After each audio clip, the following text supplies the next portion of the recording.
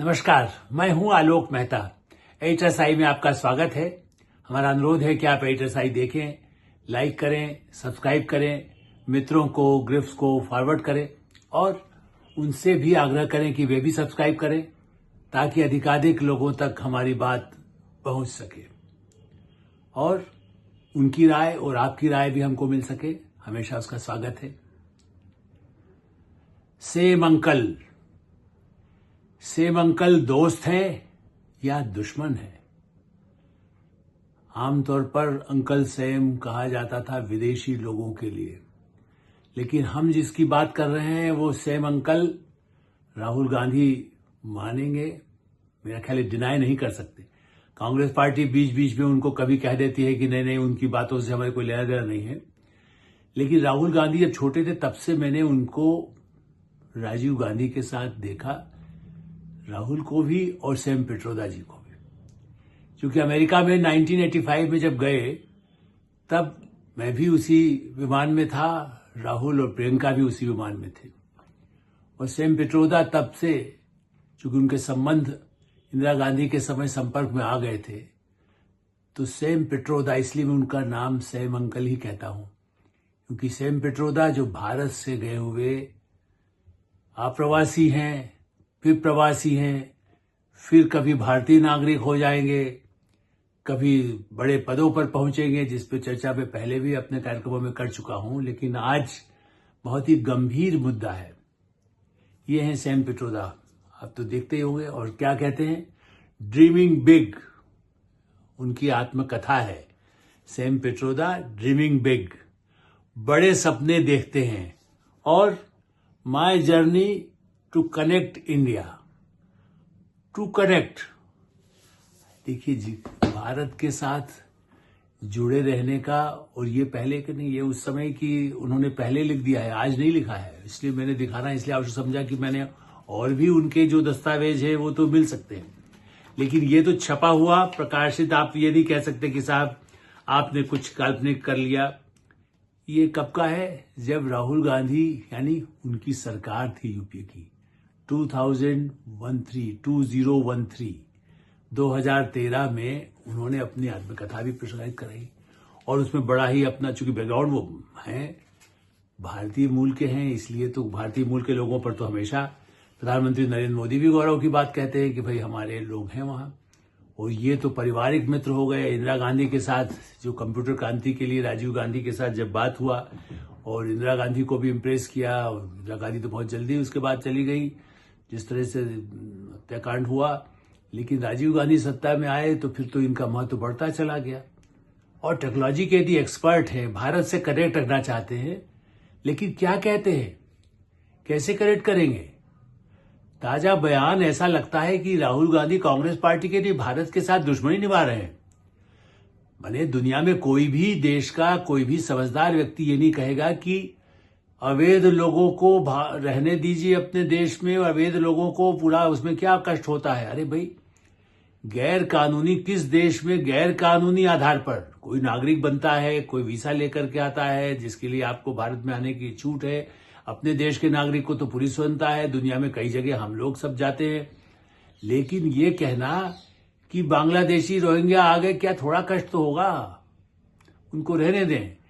अब वो ये कह सकते हैं कि जबकि वहां पर भी अवैध जो भारतीय हैं अमेरिका में, उनके लिए यदि राष्ट्रपति ट्रंप या कोई भी राष्ट्रपति हो तो यही कहेगा ना कि भाई बाहर में फिर हिंदुस्तानी क्यों, चाइनीज हो, बांग्लादेशी क्यों हो, भारतीय पाकिस्तानी क्यों ना हो अमेरिका में, या कोई और देश का, सऊदी अरब का क्यों नहीं हो, ईरान का क्यों नहीं हो, कोई भी गैर कानूनी यदि आकर के वहां रहने लगे तो उसको रहने देंगे क्या? बिना आपके वहां का नागरिकता न हो, न वहां का रहने की अनुमति हो, वहां के लोगों की रोजी रोटी, और उसके बाद आतंकवाद से जिस तरह से जूझता रहा है। ऐसा तो नहीं कि हमारे यहां ही सिर्फ हुआ है। 9/11 कहां हुआ था? अमेरिका में हुआ था। सैम पित्रोदा तो वही थे। तो सैम पित्रोदा किसके दोस्त थे? अंग्रेज। ये सही है, अंग्रेज चाहते थे कि भारत बटे, भारत पाकिस्तान बंटवाया, कश्मीर को बंटवाया। इस तरह के षड्यंत्र तो पहले हुए हैं, आजादी के पहले और आजादी के बाद से होते रहे हैं। इंदिरा गांधी से लेकर के, नेहरू से लेकर के, या इंदिरा जिसे आप कहें नरेंद्र मोदी जी तक, कोशिश, प्रधानमंत्री कोई हो, दुनिया की ताकतें चाहती है कि आपके यहाँ गड़बड़ हो तो हम अपना राज करें, आप लड़े और हम हमारे पास आए। तो ये ताजा वक्तव्य आया, इसलिए मुझे लगा कि राहुल गांधी को वो दिल्ली के चुनाव के, बिहार के चुनाव, मुस्लिम वोट दिलाने के लिए कहे बांग्लादेशी। भारत का मुस्लिम ये थोड़ी कहता है कि अवैध रूप से कोई गैरकानूनी रूप से आया, वो तो उसकी जान को भी खतरा है। अपराधी बन करके, आतंकवादी यदि कोई घुसपैठ करके बैठ जाएगा तो उसके बाद क्या कहेंगे आप? ये कहेंगे कि हाँ नहीं, बहुत आया हुआ है तो बहुत अच्छा है। कोई भी भारत का जो नागरिक है, वो मुस्लिम हो, वो ईसाई हो, वो हिंदू हो, वो बौद्ध हो, वो जैन हो, सिख हो, आप देखिए कनाडा में भी कई आतंकवादी यदि उस तरह के घुसपैठ, वहां से भारत घुसपैठ की कोशिश करे या गलत तरीके से आए, तो क्या भारत का सिख समुदाय उसको बर्दाश्त करता है? नहीं करता है। अपने क्षेत्र में यदि कोई अपराधी होता है, कोई आतंकवादी होता है, तो क्या समाज, पंजाब हो, चाहे पूर्वोत्तर हो या दक्षिण भारत हो, आप देखिए कि क्या डीएमके पर जिस तरह राजीव गांधी के उसमें कहीं ना कहीं सहानुभूति होना उन आतंकवादी का, टिट्टे के, उस जिससे उनकी राजीव गांधी की हत्या हुई या इंदिरा गांधी की हत्या हुई, जिस तरह से किया गया पंजाब के खालिस्तानी नाम पर, या जिस तरह के उनके ही साथ में जो अंगरक्षक थे, लेकिन उसका मतलब है कि समाज उसको कोई वैसा नहीं, कुछ लोग एक गुट हो सकता है, कुछ ऐसे गिरोह हो सकता है जो भारत में उनके नाम पर भी उनको शहीद दिखाने की कोशिश करे, उनके लिए सहानुभूति दिखा दे। लेकिन पूरा, मैंने इसलिए कहा कि भारत का कोई नागरिक, विदेशी कोई हो, आतंकवादी हो, भारत में अपराधी हो, उसको थोड़ी उसके लिए कानून की बात कहता है। कोई भी आता है तो, लेकिन उसने क्या है, उनको लगता है कि राहुल गांधी को वोट मिलेगा मुस्लिम, इसलिए राहुल गांधी बीच में गोता लगाते हैं, इस इलाके में जाएंगे, उस इलाके में जाएंगे। दिल्ली चुनाव में भी वो लुका छुपी का खेल कर रहे हैं और केजरीवाल के साथ मिलीजुली कुश्ती लड़ रहे हैं, या साथ दे रहे हैं या विरोध कर रहे हैं। न केजरीवाल को पता है, न बीजेपी को पता है, न कांग्रेस भी शायद न समझे। सेम पित्रोदा और कांग्रेस के अध्यक्ष मल्लिकार्जुन खड़गे, इनसे बड़ा भारत में अतिशयोक्ति लगेगा, लेकिन ये तो है कि अपनी पार्टी कांग्रेस के तो इससे बड़े दुश्मन तो कोई नहीं हो सकते। क्योंकि खड़गे ने डुबकी लगाने पर, अमित शाह जी गृह मंत्री हैं और कितने मुख्यमंत्री, योगी आदित्यनाथ हैं, देश के नेता हैं, इसके पहले और नेता भी वहां जाते रहे, मंत्रिमंडल के उनके सहयोगी हैं, अभी उपराष्ट्रपति जाएंगे। गृह मंत्री अमित शाह संगम में सारे जो भावनाएं हैं, परिवार के साथ गए, धार्मिक भावनाओं के साथ उन्होंने डुबकी लगाई, और ताकि वहां पूजा अर्चना किया।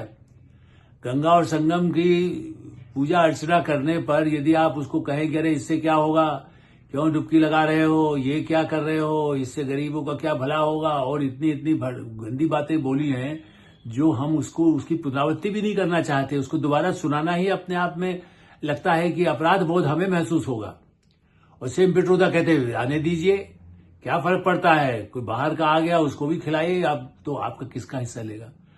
वो जिस गरीबी की बात करते हैं, जिस गरीबी से उठ करके वो वहां गए हो गए, अब तो उनकी एम्पायर बड़ा भारी बिजनेस है, कितनी ही कंपनियां हैं।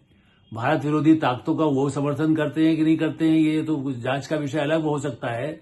लेकिन क्या वही सोरोस के थ्रू जिस तरह से भारत विरोधी षड्यंत्र चलते रहते हैं, और राहुल गांधी भी गलत सलत बयान देते रहते हैं भारत विरोधी, पार्टी में वो लोकसभा में नहीं, प्रतिपक्ष के नेता हैं लोकसभा के, कांग्रेस पार्टी के 20 वर्षों से, और लगातार वो यदि संसद में भी हैं, पूरा परिवार है, सोनिया गांधी है। लेकिन ये इस तरह के बयान देना कि कोई अवैध है तो ठीक है, अपराधी आतंकवादी भी यदि होगा, ये शब्द उन्होंने नहीं बोले, लेकिन इसका अर्थ तो यही होता है। उसमें कौन होगा, जहां राम रावण की पूरी कथा रोज लगातार सुनी जाती है, किस भेष में आएगा रावण, हम कई बार इस बात को दोहरा चुके हैं, या किसी भेष बदल करके कृष्ण को मारने के लिए कितने लोग आए, किस तरह के भेजे कंस ने, किसी तरह से कैसे बदल करके किसी को किस रूप में बनाकर भेज दिया। तो आप जानवर भेजे, वायरस भेज दे, चीन ने जो भेजा, जिसकी अभी तक उसकी सारी दुनिया उसको त्राही त्राही कर रही है, तो आप वायरस भेजे तो आप कहेंगे क्या बात है, आप और प्रयोग करने के लिए आपको मिलेगा, अच्छा है, आप देखिए एक वायरस को झेल लीजिए, उसमें क्या है, कुछ ही लोग कोरोना में हजारों लोग मर जाए तो कोई हर्ज नहीं है, लेकिन प्रयोग तो होगा, आप भी उसका प्रयोग अपने आपको, उससे हो सकता है कि आपको अपना प्रयोगशाला चलाना आसान हो जाए। सेम पित्रोदा उस तरह की बातें कर रहे हैं, जो लगता है कि वो बुजुर्ग अंकल हैं राहुल गांधी के, और वो कांग्रेस पार्टी क्या कहती है, हमारा उनके वक्तव्य से लेना देना नहीं है, अभी हम उनका वक्तव्य व्यक्तिगत होगा, हम उससे नहीं जुड़े। जो चलिए एक मुसीबत आती है, कहने को कह भी दो, नहीं भी कहो, गाली देने के बाद कहो कि नहीं इसका मतलब तो ये नहीं था जो राहुल गांधी करते हैं या अरविंद केजरीवाल उनके सहयोगी सबसे बड़े साथी। मुझे तो ऐसा लगता है कि राहुल गांधी और अरविंद केजरीवाल जिस तरह की भाषा बोलते हैं, जहर मिला दिया है, पानी पी लेगा कोई मरेगा, पानी मरने ही वाला था, ये दूसरी सरकार पूरी भेज रही है। एक जिम्मेदार अरविंद केजरीवाल पूर्व मुख्यमंत्री, एक जिम्मेदार प्रतिपक्ष के नेता राहुल गांधी और उनके अंकल लगातार ऐसा भ्रामक प्रचार और भारत विरोधी प्रचार मैं तो कहूंगा।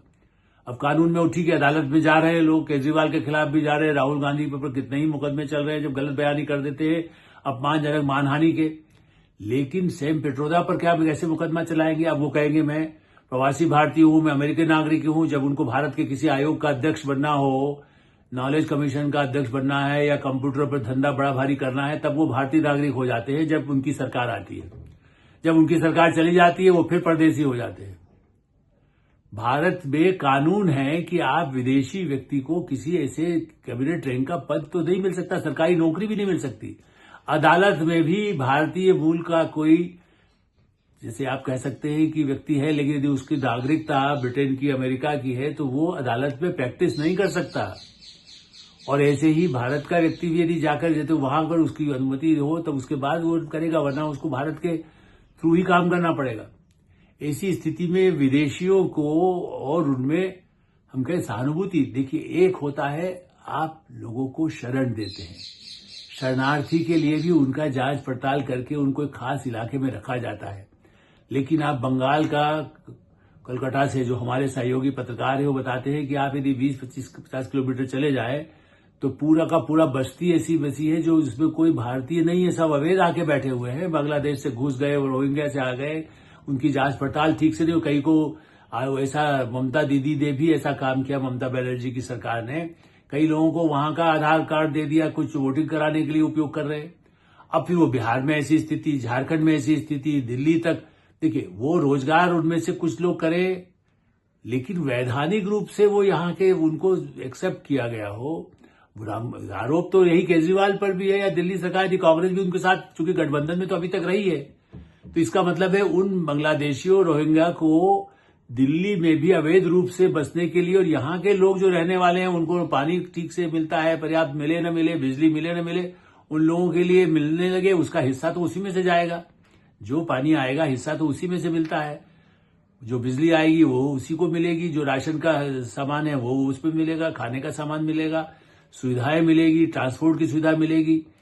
तो जब दुनिया में कोई भी आदमी अवैध रूप से, गैर कानूनी रूप से घुसा हुआ हो, ये तो कोई मानव अधिकार मैं मानता हूं विस्थापितों के लिए है। बांग्लादेश के बाद इंदिरा गांधी को क्यों, अब सारा एक सेना 7 विधि समर्पण होने के बाद भी उनको लगा कि नहीं इतने बड़े पैमाने में विस्थापितों को हम कहां से खिलाएंगे। इसी बांग्लादेश का अभ्युदय हुआ इसी बात के लिए कि वो वहीं अपने देश में रहें। और हो बीच में बांग्लादेश कितनी प्रगति कर रहा था, उसमें भी विदेशी षड्यंत्र से आज शेख हसीना वहां से विस्थापित है। यूनिस का क्या होगा कल ये जनता अपने आप तय करेगी, अदालत तय करेगी, और देश दुनिया तय कर रही है कि यूनिस किस तरह से कठपुतली की तरह से वहां बैठे हुए हैं। लेकिन बांग्लादेशियों को इस तरह की रोहिंग्या के लिए केवल मुस्लिम वोट बैंक के लिए जो सैम अंकल कर रहे हैं वो भस्मासुरी गतिविधि है, जो कांग्रेस का ही बेड़ा गर्क नहीं करेगी, कांग्रेस को ही नुकसान नहीं पहुंचाएगी, पूरे समाज और भारत की एकता, अखंडता और भारत की रक्षा के लिए भी खतरा पैदा करेगी। इस पर विचार करें, पुनर्विचार करें और कड़ा नियंत्रण, और मैं तो मानता हूं इस पर कोई कानूनी कार्रवाई हो सकती है, वो होना चाहिए। एडिटर साहब हम यही विराम देते हैं। आप एडिटर साहब देखते रहें, लाइक करें, सब्सक्राइब करें, मित्रों को, ग्रुप्स को फॉरवर्ड करें और उनसे भी कहें कि वो भी इसे सब्सक्राइब करें। धन्यवाद, नमस्कार।